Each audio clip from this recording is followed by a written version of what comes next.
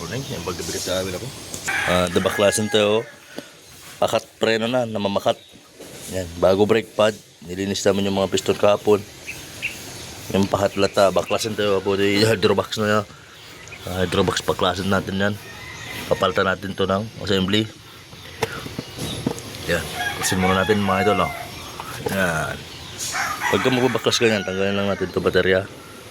Saka yung bracket ng patungan ng baterya, yun lang, madudukot natin yung mga idol. Yan, yun. Yun, ikat na yun. Tanggalan natin yung baterya, saka yung patungan niya. Ito, tanggal natin. Tanggalin lang natin itong dalawang Gs. Yan, hugutin natin itong hose nito. May fluid. Reko. Mali yun. Yan, may fluid, pero tanggalin mo natin yan. Napaga lang, lumapon tuloy. Yan, saka yung 12 na yan.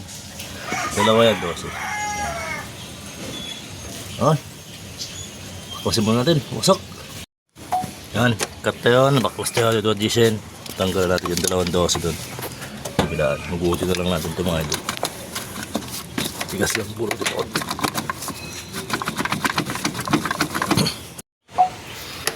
Tanggalan natin mga idol. Medyo mahirap tanggalin. Yan yung pagkata natin. Sup. Toyota Vios. Vios Gen 3 Superman.